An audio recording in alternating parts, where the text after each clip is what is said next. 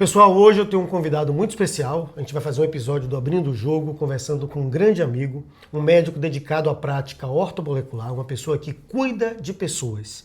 Alguém que já me ajudou muito a melhorar minha saúde, melhorar meu bem-estar. Quem acompanhou aqui o desafio dos 100 dias, ele foi uma grande inspiração a fazer essa mudança de hábitos. E é alguém que está habituado a encontrar resistência nas pessoas na hora de implantar seus tratamentos. Então eu tenho uma grande honra de estar aqui com meu amigo, que já esteve presente e vai estar presente várias vezes aqui, meu grande amigo, doutor Adolfo Duarte. Satisfação grande, Anderson. Seja bem-vindo, meu irmão. Honra minha estar aqui com você mais uma vez, tá? Então, vamos para frente. Muito bom estar aqui contigo. Vamos para frente. Hoje vai ser, e hoje eu vou lhe entrevistar. Hoje você vai participar aqui como convidado. E eu queria bater um papo com você, porque tem um tema que tem rondado minha cabeça nos últimos tempos, né? Eu estou lançando um livro sobre isso, tá? Que é Objeções que Curam, que é um livro que não é simplesmente venda, mas é um livro que fala sobre romper resistências. E a gente sabe que muitas vezes os pacientes deixam de fazer o tratamento ideal, ou o tratamento que a gente acredita que seria o melhor para ele, por viéses cognitivos, por objeções, por medos, por questões financeiras, por dependência de outras pessoas, existem diversos fatores. E eu queria ouvir um pouco isso na sua prática diária, né? Você é uma pessoa que trata de pessoas e que com certeza tem que gerar uma mudança de hábitos. E eu queria que você começasse já, Adolfo, me contando de todas essas vivências práticas que você já teve, clínicas que você já teve, quais foram as desculpas, eu não vou nem falar de objeções, quais foram as desculpas mais inusitadas que você já teve no consultório para a pessoa não aderir ao tratamento? Ou para desistir, né? Mais inusitadas, mas mais inusitadas costumam envolver coisas que estão fora. Então, são acidentes, são coisas que envolvem família, né? Então, coisas mais inusitadas, olha, eu tive uma perda na minha família, coisas muito inesperadas, ou então perdas de emprego. Inusitado no sentido de que nem sempre, inclusive, são verdadeiras, né? Muitas vezes elas são armadas, mas eu diria que são os mais variados. Até porque objeções elas podem ser de todos os tipos. E na verdade, eu vou dizer assim, Anderson, é uma multiplicidade absurda. Eu posso dizer para você que eu não consigo te dizer se eu acho graça, o que eu acho? Porque você nunca sabe o que é verdadeiro ou não. Tá. Aquelas que a gente sabe que são verdadeiras, a gente vai sempre tentar ajudar, né? E a gente vai sempre tentar abraçar. Até porque a gente também tem as nossas, né? A gente também tem as nossas. Mas, em termos de ser inusitado, fundamentalmente são coisas externas. Fundamentalmente são coisas, ou então são coisas muito agudas. São coisas muito imediatas. Então é aquela coisa que aconteceu de repente na hora que o paciente tinha que vir para poder realizar o tratamento. Naquele momento em que ele não pôde vir, mas também ele não pôde vir nunca mais. Ele não pôde realizar nunca mais, tá? Então, porque o seu pneu fura, você troca, né? É verdade. E você podia vir depois, mas de repente nunca mais você veio. Isso já aconteceu. Coisas desse tipo, né? São inusitadas e realmente são inexplicáveis. Talvez elas transcendam as dimensões, né? Coisas desse tipo. Deve ser quântico. Na verdade, assim, a gente vê, toda mudança gera uma resistência, né? E, por falar de cuidar da saúde, mudança de hábito alimentar, fazer exercício e tal, são práticas que requerem uma dedicação da pessoa, tá? Então, eu tenho sentido, nas conversas que eu tenho sobre o tema, que muitas vezes o colega profissional da saúde, ele se depara com, deixa eu ver, causas, como você está falando aqui, inusitadas, como eu citei no início, até puxei um pouquinho para o humor, mas que realmente a gente não sabe se ri ou chora, mas e como é que você lida com isso? Porque você tem que causar uma transformação de hábito na pessoa para que aquilo funcione, né? A sua área especificamente. Você não vai receitar um remédio e pronto, não. Você trata mudando a vida das pessoas. Fala um pouquinho para mim, né, para a galera que está aqui, como é que você promove essas mudanças, do que se trata essa mudança que você promove e o que é que você encontra de mais resistência aí? Anderson, eu já gastei muito tempo no passado tentando convencer os pacientes, até chegar ao ponto de entender que se o paciente não abraça a ideia do protagonismo, eu não vou ter muito o que fazer. Então, no meu caso particular, eu trabalho muito com a ideia de que o paciente tem que entender que 80% do trabalho é dele. Então, isso é a minha maneira de fazer. Então, pensando do ponto de vista de, olha, você tem que promover as mudanças na sua vida, porque senão você não vai conseguir alcançar os benefícios que a gente está se propondo aqui a desenvolver. Eu não tenho muito o que fazer. Então, eu não tenho uma rotina particular para poder convencer as pessoas a fazer. Eu trago para elas qual é a realidade. Então, eu mostro, olha só, nós temos essa situação aqui. Você me pediu isso, a realidade é essa. Para alcançar o que você quer, precisamos seguir esses passos aqui. Agora, você decide se você quer fazer ou não. Então, eu dependo muito dessa coisa de consciência e de vontade. Para ter vontade tem que ter motivo. Eu trago aqui alguns elementos que o paciente pode usar para construir seus motivos. Trago essa possibilidade de ajudar a construir os motivos, né? E explico isso para ele.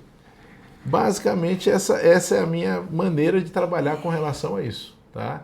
Pensando nele tomar a decisão de fato, abraçar o protagonismo e virar o agente principal da coisa. Eu vou ter que puxar de volta aqui. Você falou uma frase que eu gostei, eu até anotei aqui. Para ter vontade, precisa ter motivo. Precisa ter motivo. Pronto. Olha, eu gostei disso porque muitas vezes é isso, é entender o objetivo, né? Então, no seu caso mesmo, as pessoas lhe procuram mais por quê? Quais são os motivos principais que as pessoas te procuram? E como é que você usa isso aí, né? Para fazer essa vontade de mudar nas pessoas. Porque a galera não procura pelo método. As pessoas procuram a gente por um resultado, por uma dor, por um desejo, tal, que são exatamente os motivos que eles procuram. Se né? eu disser que esse é o maior problema atual. Por quê? As pessoas procuram por um fim. Sim, elas Mas procuram por um fim. muitas vezes elas não têm uma clareza de motivo. A gente vive uma crise franca de propósitos, motivos e propósitos. Tá. Então o que acontece? O paciente chega para mim e fala que ele quer emagrecer. Mas às vezes ele não sabe por quê. E cara, isso é muito doido. Porque tem uma coisa interessante. Quando você vem para mim falar no emagrecimento, que é uma das suas principais que acontece hoje, e vem com motivos muito intelectuais, esqueça que não vai funcionar. Sim. Porque você não engordou intelectualmente, você não vai emagrecer intelectualmente. Uhum. 90% da tua cabeça é subconsciente, 90% da sua cabeça é animal, é infantil, é impulso. Então Sim. ninguém engorda assim. Olha, Anderson, que legal, vamos engordar. Ninguém faz isso. Da mesma forma, você não vai emagrecer assim. Né? Então, a gente tem que entender que as coisas funcionam da mesma via que vai é a via que volta. Por isso também você não vai emagrecer com sucesso se enchendo de droga. Não é assim que a coisa funciona. Então, se as pessoas não têm clareza de motivo e elas vêm com um fim que elas não entendem nem por que elas estão buscando, esse é o contexto atual, é o que mais acontece. Talvez por isso tantos fracassos. Mas aí, se a gente usasse exatamente esse desejo, Sim. porque a galera vai buscando um modelo ideal, tal. Eu sei que não estão preocupados com o método de ser rápido, tá? Por exemplo, eu mesmo, se tivesse um jeito de eu magicamente ficar em forma, porra, tá massa. Era sensacional, todo mundo ia gostar disso. Então, assim, a galera vai com motivo. Quando eu falo motivo, ali com um desejo, uma vai dor. com desejo. Com Isso, desejo, tá? Isso. Com desejo. O que você está pensando quando eu falo motivo, você pensa em causas do problema. Eu estou falando do motivo, o que é que motivou ele. Exato. Tá bom? O que motivou ele a procurar. O que é que motivou ele a procurar. Então ele vai buscar você por uma dor, por um desejo de atingir determinado resultado. Aí é que está o lance. Usar essa dor como um disciplinador, né? Usar essa dor como um objetivo. Tem uma frase que eu gosto muito: quem tem um porquê claro, né? Ele vai enfrentar qualquer como. Perfeito. Tá certo? Então, se a gente usar essa dor como o grande objetivo dele e dar para ele microetapas de curas ou de estágios onde ele vai chegar nesse Ele desejo. chega em qualquer lugar. E aí, na sua vivência lá, me conte um pouquinho como é que você trata isso com as pessoas. Tá? Perfeito. É isso que eu queria chegar aqui. Porque você é um é cara bom. que tem uma visão filosófica muito boa aqui da questão do porquê, Eu gostei disso aqui, da vontade, do motivo, já me... Isso é bom. Vai. O que acontece? Primeira coisa é tentar definir esse motivo. Tá. Primeira coisa. Definido esse motivo, ou mais de um, não precisa ser um só, a gente começa justamente a trilhar o caminho. Trilhar esse caminho vai variar, porque os motivos são diferentes. E os limites também. Então, cada pessoa tem seus limites e personalidades. E algumas coisas desses limites e personalidades, pasme aí, irmão, a gente vê inclusive em exames laboratoriais. Tá. Sabendo como interpretar e investigar, você consegue perceber, inclusive, qual seria, de certa forma, o alcance do seu paciente sob determinados aspectos. Isso aí é uma coisa que a gente pode conversar outro dia. Certo. E aí o que acontece? Eu consigo, então, perceber se esse paciente é mais ou menos, por exemplo, desafiável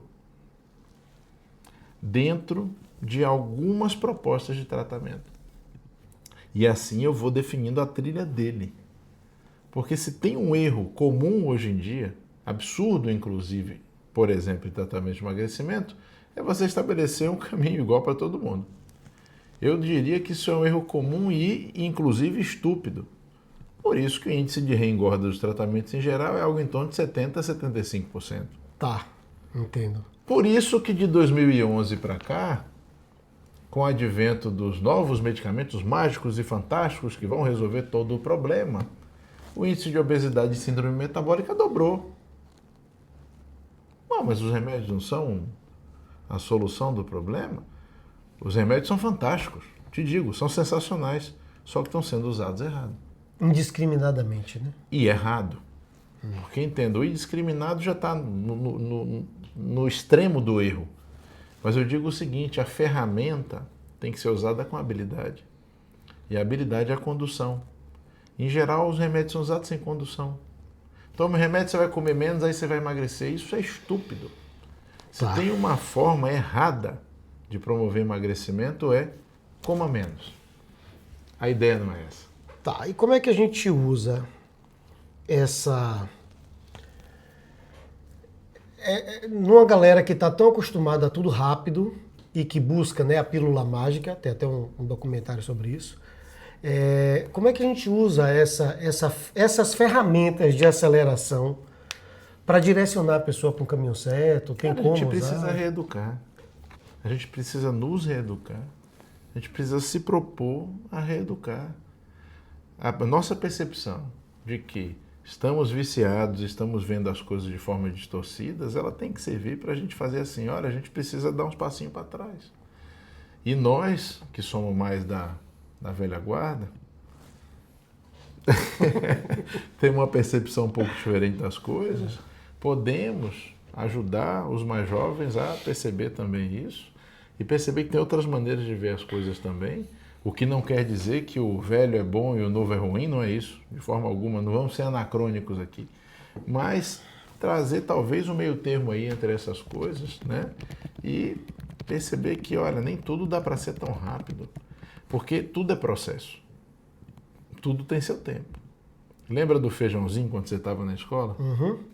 Feijãozinho no algodão, e a gente igual uns abestalhados, ficava toda hora olhando ali o feijãozinho no algodão. Todo dia ia lá olhar. Todo dia. Aí um belo dia que você esqueceu, passou uns 2, 3 dias, quando você voltou, ele estava lá.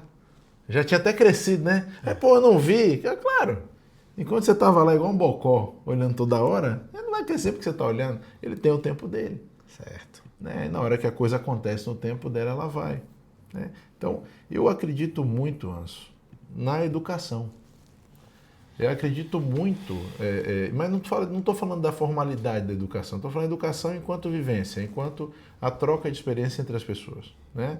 Então, é isso, a gente tem essa obrigação, porque enquanto profissionais de saúde, nossa função é ensinar as pessoas a ter saúde. Curar, tratar, vem logo depois. A base da nossa função é ensinar as pessoas a ter saúde. E isso a gente não pode se furtar. Mas Adolfo, você sabe o que é que eu vejo?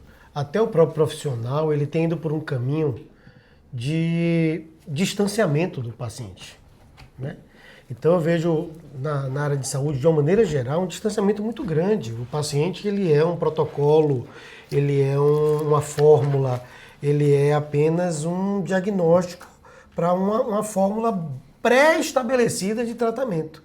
E isso não é só na área do emagrecimento, na odontologia e tudo mais, a gente vê isso em diversas áreas, onde os pacientes são tratados como se fosse um caminho único. Olha, é isso aqui, meu método de tratar é esse, tome aqui, resolva e vá lá. Né? Isso a gente já conversou sobre isso outras vezes.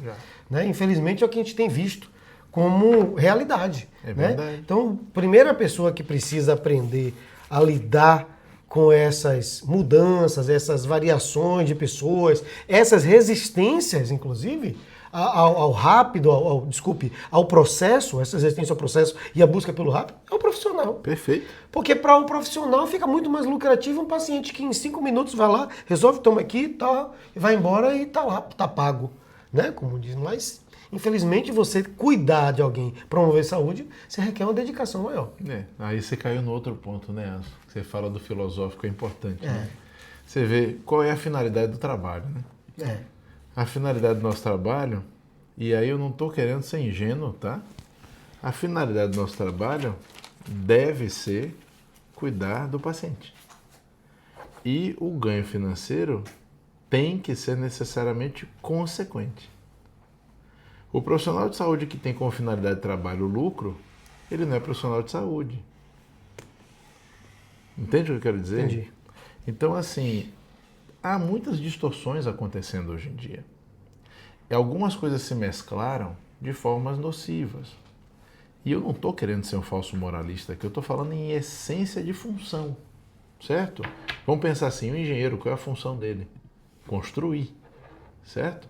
Então, o ganho financeiro dele é consequente à qualidade do trabalho dele enquanto ele constrói. As coisas têm suas etapas, de novo, tudo é processo. O nosso trabalho não pode sair disso, infelizmente, para muitos, ele saiu. E é por isso que tanta gente está insatisfeita e desiludida com a área de saúde.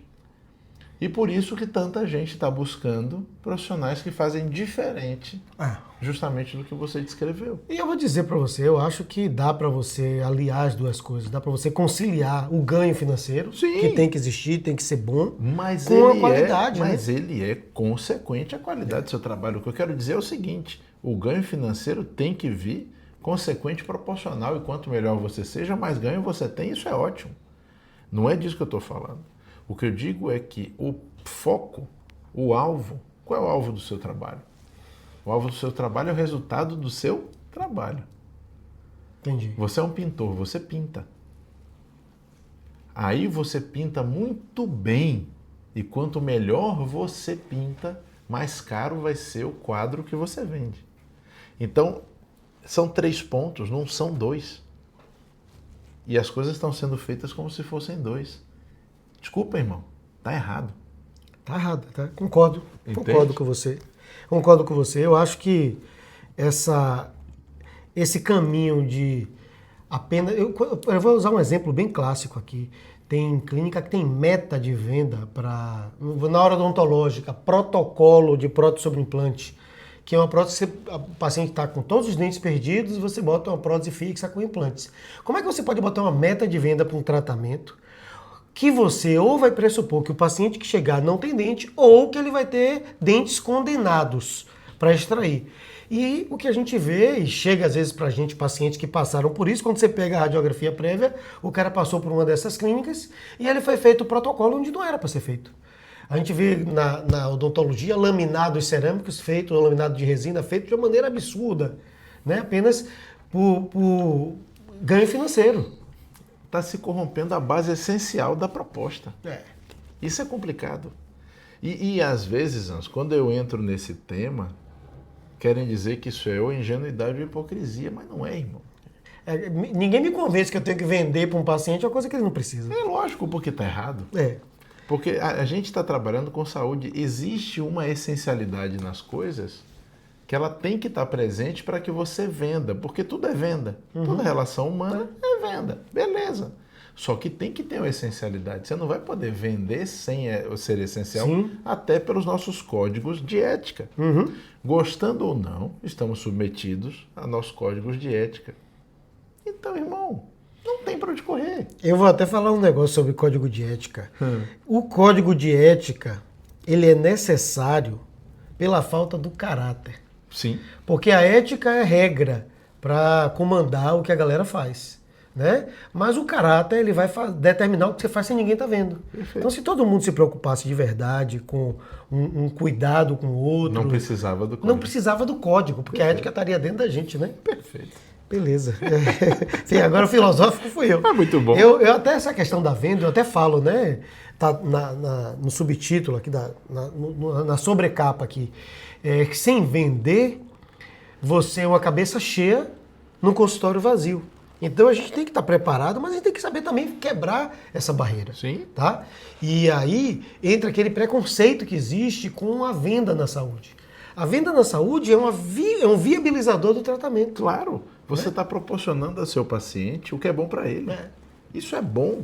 Mas é o que eu falo, Anderson. Eu concordo com você 100%. Você vende ao seu paciente algo que é bom para ele. Quando você quebra uma objeção na venda em saúde, você está trazendo para ele o quê? Olha, eu estou trazendo para você alguma coisa que vai te trazer benefício. Você vai pagar por um serviço, mas isso é bom para você. O que tem de ruim nisso? Nada. Tudo tem seu custo, tudo tem, né, algum valor que você vai pagar para poder ter acesso a um material, a um serviço, alguma coisa que tem custo. Você tem um gasto para aquilo ser realizado. E o mais caro é o tempo. O mais caro É o tempo. disparado é o tempo. Não dá para repor, né? Não dá para repor. É claro que aí entram relações que aí variam bastante. O pessoal vem com aquelas abstrações sobre o mercado e aquele termo tenebroso chamado valor agregado, que aí cria relações que aí eu já não vou entrar nisso, porque aí tem coisas que eu particularmente não concordo tanto. Mas, pô, não, vamos falar. Aqui abrindo o jogo, a gente abre o jogo. Porque entre alguns abusos, entendeu? Sim. E aí o pessoal começa a entrar num caminho que eu já acho meio escroto, e a palavra é essa mesmo. Tá? Porque é aquela história, se você pode vender um tratamento por X, você está ganhando bem ali, isso é justo, por que você vai engabelar seu paciente para vender por 5x? Sim. Você entende? Então, assim, poxa, não estou falando por moralismo, eu estou falando porque, cara, isso é escrotidão. Você entende? Então, assim, tem uns limites que eu acho que o pessoal está ultrapassando e aí vem um problema. Não se engane, com o tempo a pessoa descobre. Sim, claro. E aí ela começa a perceber que isso está acontecendo. E nisso que ela percebe que isso está acontecendo, ela começa a se vacinar contra. Só que ela começa a achar que todo mundo faz isso. E fica ruim para todos nós. Isso começa a atrapalhar todo mundo. E vira uma ideia de que a saúde está toda mercantilizada. Eu falo, não está toda. Ela pode estar em grande parte, mas ela não está toda. E a gente vai tentando, quase que quixotescamente, né, lutar para tentar mostrar, olha, ainda tem umas ilhazinhas assim, ainda tem uma galera aí, tem uma né? galerinha Tem uma galera tentando, né? Tem ainda, um viu? Tem gente diferente. boa aí no mercado. Tentando manter um negócio diferente, né? Tentando fazer de outro jeito. Você falou de uma coisa interessante, a pessoa se sente meio ressabiada, né? Ela já passou por vários problemas, inclusive Isso é cria um dos objeções. motivos, né? Uma das objeções é isso. A pessoa já passou por tanta coisa e chega um momento que ela diz, não, isso aí não funciona. Eu já tentei, eu já busquei muita gente, ou teve um amigo meu que já passou por isso e tal. E aí o grande lance de você entender esse tipo de medo que vem das pessoas, porque no fim das contas a gente fala assim, não dá para saber qual é a objeção real. A ideia é exatamente de curar a objeção, é de você tirar essas camadas falsas que estão ali na objeção, até você encontrar a razão real para o não do paciente. Então, o paciente às vezes ele fala um não do pneu do carro que furou, um não de que precisou fazer uma viagem, apesar de tudo isso ser temporário, ele está negando-se de fazer uma mudança por um motivo mais profundo. Perfeito. E a proposta de curar a objeção é exatamente você ir desnudando essas camadas aí para encontrar qual é a verdadeira causa, a verdadeira raiz daquela negativa, daquela resistência. E muitas vezes a gente vai encontrar lá um medo de mudança, né, uma procrastinação, uma zona de conforto, que sair da zona de conforto, meu amigo, é difícil pra caceta. Não adianta você dizer assim, não, a partir de agora eu tomei uma decisão e vou. Não é assim. Zona né? de conforto é confortável. Tá, a gente volta para ela. Correu para um lado, correu para o outro, cansou, digo, peraí, deixa eu dar um quentinho aqui e bom, volta, né? E eu sei que você passa por isso com as pessoas muito frequentemente, pelo tipo de tratamento que você faz. Sim. É diferente para quem quer fazer uma prótese, botar um dente ou fazer uma plástica. Não. Para ele alcançar o resultado com o seu trabalho, ele tem que se submeter a um processo. Exato. E ele tem que querer muito. A gente cai de novo no motivo. É tudo a força do motivo. Ou como o pessoal fala muito, né? O mudar tem que ser mais interessante do que o permanecer onde você está. Sim. Isso hoje é clichê, mas não seria clichê se não fosse tão bom. Sim. Né? Basicamente é isso. Então, a percepção disso, ela tem que estar clara. Né? Isso tem que ser claro para o paciente. Ele tem que perceber que sair de onde ele está vai ser melhor do que ficar onde ele está. Você usa algum recurso para poder deixar isso claro para os seus pacientes, Ritolfo? Como é que você faz para ativar essa... Basicamente é o diálogo. E quando o paciente precisa, isso é quase sempre, a psicoterapia é muito bem-vinda. Então os parceiros entram nessa hora. Tá? Eu diria, Anderson, que hoje o trabalho multiprofissional ele é fundamental. Então trabalhar hoje tendo os parceiros para você fazer, né, assim, aquele acesso, o paciente vai lá e volta, vai lá e volta, vai lá e volta, vai fazendo esses acessos e voltando para você, isso é essencial. Então hoje não dá muito para a gente pensar num trabalho feito de forma completa sem você ter os seus parceiros ao redor. Tá? Não quer necessariamente dizer que você tem que ter todo mundo no mesmo espaço físico, mas você tem que ter uma rede de parceiros que vão estar sempre ali servindo como referência. Eu hoje, muito tempo que eu atendo, tem mais de 40 pessoas que em várias áreas a gente está referindo para várias coisas, né? Profissionais de todos os tipos, se imaginar. Eu não estou falando, isso não são os médicos, tá? Isso são os profissionais que não são classificados, essa classificação brasileira, que não são formalmente médicos. Né? Então, assim, isso é fundamental. Porque muitas vezes o que o paciente precisa isso é de um processo vivencial profissional. Então, o processo terapêutico não deixa de ser isso. Agora, existem várias abordagens. Então, vários terapeutas que abordam de várias maneiras diferentes. E isso não quer dizer que vai ser só o pessoal da área da psicologia. Às vezes eu preciso de alguém da área da fisioterapia. Quais são os principais parceiros hoje que você trabalha, assim, em termos de profissão, de atuação? Principalmente o pessoal da área da psicologia, das psicoterapias e os fisioterapeutas. Incrivelmente. A área da fisioterapia que trabalha com microfisioterapia, osteopatia e acupuntura. Ah, é? E é fantástico o quanto isso muda, inclusive, o comportamento. A gente vai ter oportunidade de conversar sobre isso aqui outro dia, mas é fantástico como isso modifica o resultado. Então, não dá, hoje eu não consigo pensar mais em trabalhar sem isso, porque o que acontece? Qual é a proposta atual? A proposta atual é assim, se você pensa torto, eu te dou um remédio que endireita seu pensamento. Isso não existe. Tá? E isso a gente sabe que não funciona. Por quê? Porque isso é uma forçação de barra que dura um tempo. Alguma hora eu vou ter que tirar a droga. E na hora que eu tiro a droga, o seu pensamento torto entorta de volta, né? E aí o que acontece? Volta tudo para onde estava. Não é assim que funciona. Então eu preciso me valer de técnicas que de fato consigam gerar uma mudança interna. E esses outros profissionais trazem isso para a gente. Né? É aí que está a maneira que eu encontrei, tá? De conseguir promover mudança real e valiosa. Isso funciona sempre? Não. Sabe por quê? Porque nem sempre o paciente também adere, também existem objeções a isso. Objeções às vezes financeiras. De ir para o parceiro. Exato. Poxa, mas aí eu já vou ter outro custo. Tá? Eu falo, olha, isso é um investimento. Né? Objeções às vezes de crença. Ah, mas como é que esse outro profissional vai me ajudar? Né? E, cara, são 1000.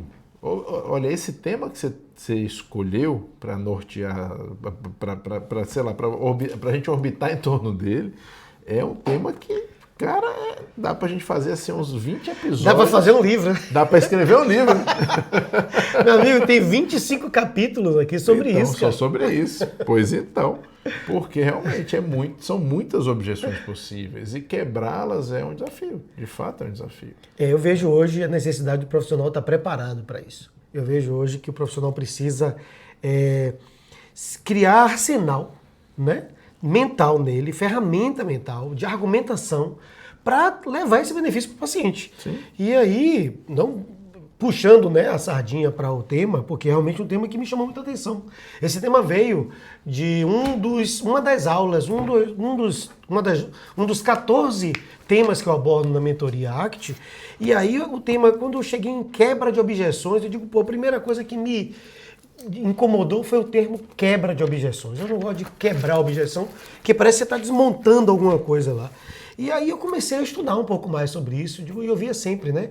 Como é que você trata isso? Como é que você aprofunda essa objeção? Por que quebrar a objeção é importante? Na verdade, eu comecei a ver que o próprio profissional, o próprio colega, ele tinha resistência de aprofundar um pouco mais. Ele dizia, não, eu estudei para ser dentista, eu estudei para ser médico, eu sou nutricionista, não tenho que ficar. O paciente está inventando desculpa, eu não tenho que estar tentando cuidar da cabeça de ninguém. Na verdade, é o contrário, né? A gente trata de gente. Tá? Então, eu queria que e aí, já que o podcast é abrindo o jogo, eu quero que você seja bem livre mesmo para falar, porque nesse tema que eu trouxe aqui, esse é o tema do episódio do dia, né, que é curar as objeções da pessoa e do próprio profissional, eu queria que você abrisse o jogo um pouco aqui, nesse momento aqui, para a gente poder fechar um pouco mais o nosso episódio, sobre a sua vivência clínica sobre isso, né? Como é que isso daí como é que você vê isso no seu dia a dia? Como que isso aí afeta você diretamente? Como que você percebe os colegas falando sobre isso? Abre o jogo um pouquinho sobre esse tema aí, Adolfo. Cara, isso é o tempo todo. Tá. Isso é o tempo todo, isso é todo dia. São objeções de vários tipos e as mais comuns são objeções financeiras, hoje em dia especialmente. Objeções relacionadas aos limites das próprias pessoas, que muitas vezes elas não querem admitir e acabam criando fantasias em cima daquilo para não admitir que elas não estão a fim de fazer as mudanças. Até porque você colocou várias vezes aí, é uma verdade. Promover mudanças na vida é difícil, para todos nós é difícil, né? Então, eu crio uma dificuldade aqui, eu crio uma dificuldade ali para poder eu não fazer a mudança, né? Então, objeções aí mais particulares, né, para não promover essas mudanças. E a gente aprende a perceber isso. Então, muito tempo atendendo, com certeza você já está macaco velho Sou com isso quase também. recém-formado. A gente se formou outro dia, então a gente aprende a ver isso. E uma coisa que eu aprendi foi a observar isso com muita tranquilidade, não entrar em conflito com isso e importante e tentar perceber com muita tranquilidade se eu tenho como agir sobre isso de uma forma construtiva ou não. Porque, infelizmente, às vezes eu não tenho ferramenta para trabalhar ali. Às vezes eu não tenho. Talvez depois que eu leio o livro eu tenha. Então, o que acontece? Tem situações que eu acho melhor não mexer. Tem situações que eu chamo um parceiro para mexer. E tem situações que eu mesmo mexo. Isso é todos os dias. Então, o que eu posso te falar sobre objeções do ponto de vista prático, abrindo o jogo mesmo, é o tempo todo. É o tempo todo. A gente lida com isso o tempo inteiro. Tem pacientes que são mais fluidos nesse sentido? Tem. Tem pacientes que praticamente têm objeção a nada? Tem. Mas isso é muito, muito raro, muito incomum. Eu poderia aí dizer para você que eu devo ter 2 ou 3 que eu lembro até quem são, entende? Que são muito fluidos, muito assim, para frente, vamos resolver, sabe? Então isso é uma coisa muito incomum. O mais comum é justamente as pessoas terem essas resistências, né? Estabelecerem esses limites e elas próprias, às vezes, dificultarem o andamento dos seus próprios tratamentos, né? Cada uma os seus motivos. Volto a dizer, olhe para isso com muito cuidado, olhe para isso com muito carinho, inclusive, porque, afinal de contas, não sou juiz, tenho que estar julgando ninguém. Tenho as minhas objeções também e os meus limites. O que eu busco é entender para ver se eu tenho como ajudar de alguma forma, né? E a ideia é essa aí. Abrindo o jogo é isso aí. E sendo bem aberto também aqui, né, no tema, tem paciente que realmente não é para ser tratado pela gente. Né? Tem paciente que ele está buscando algo que não é o que a gente oferece. Exato. E até eu falo um pouco sobre isso, né? Quando a resposta realmente é o não. A gente precisa saber lidar com isso também e dizer, olha, não é isso que eu tenho para te oferecer. Perfeito. Né? Seja porque ele está buscando algo que não condiz com o que a gente acredita, como saúde, como tratamento que a gente oferece, ou seja, porque ele realmente não está preparado para ter aquilo que a gente tem para dar. E eu acho que a gente precisa saber lidar também com esse momento do não. Perfeito. Né? É isso aí. Eu vou aproveitar,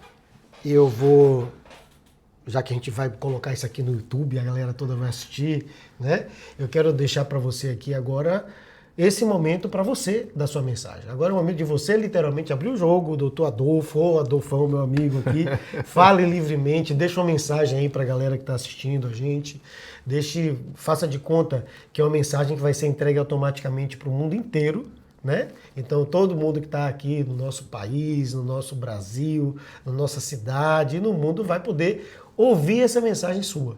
E agora fala o que você quiser, fica bem livre para você aí. Então vamos lá. Em cima do tema, Tá. em cima de objeções, porque eu percebo uma coisa muito cultural, que eu não sei se é do Brasil inteiro, não sei se é aqui da Bahia. Nós temos uma mania muito forte, muito grande, de julgar propostas novas com muita velocidade e de já criar objeções com muita velocidade. Vamos baixar essa guarda um pouquinho, vamos olhar as propostas novas com mais carinho, com mais atenção e analisar elas com um pouquinho mais de isenção antes de ficar criando dificuldade, porque eu já passei por isso muito na minha vida. Tenho certeza que você que está assistindo e você, Anderson, provavelmente também, já perdi muitas oportunidades para fazer isso. Então, minha proposta é que a gente busque criar menos objeções gratuitas, porque isso não me parece ser muito sábio. Pô, bacana demais, cara. Sem julgamentos prévios, Exatamente. né? Sem criar objeções gratuitas. Perfeito. Gostei muito disso aí. Realmente a gente às vezes cria... E aí eu vou me colocar nisso, a gente às vezes cria objeções gratuitas. A gente olha uma coisa, não, isso aí... Não. Antes de conhecer, a gente já tá Não para nem para ler direito. Bacana, vou assimilar isso pra mim, velho. Muito bom. Eu vou... Pô, obrigado pela... Foi muito bom isso aqui, a gente vai encerrar. Obrigado você, irmão. Vai encerrar o podcast, mas o papo vai continuar, como sempre. Sim. E lhe agradecer mais uma vez pela disponibilidade. Você é um cara que está junto comigo, que a gente sempre está fazendo coisas juntos, eventos que a gente já fez juntos, outras vezes a gente já fez gravações aqui. É um grande amigo, então eu tenho muito que lhe agradecer. Né? Até batizado de boneca, estou aqui com você. A gente vai fazer. E dizer para a galera que está aí assistindo que aproveitem, pensem um pouco mais, não criem objeções gratuitas, tá? Abram a cabeça e procurem entender também o seu paciente um pouco mais. Você como paciente, que nós todos somos também, né? Você como paciente, como profissional da saúde, precisa entender que se aproximar do outro é a chave, é o caminho para que você possa oferecer o que você tem de melhor para as pessoas, né? E quebrando essas barreiras, curando essas objeções, você primeiro vai ter que curar as objeções internas para que você possa também curar o seu paciente com mais maestria. Vamos usar essa palavra. Você vai poder dar o seu melhor para o seu paciente quando você se cura primeiro. Tá bom? Perfeito. Adolfão, valeu, meu irmão. Valeu. Obrigado, irmão. viu? Obrigado mais uma vez. Obrigado a vocês que assistiram aí a gente até o final. É isso aí. Valeu. É verdade, ó, se inscreva no canal, ative as notificações, que agora em diante a gente vai começar a série do Abrindo o Jogo, já temos alguns episódios colocados, mas agora em diante vai ser algo muito mais frequente para você, para que você possa crescer como pessoa cada vez mais. Valeu!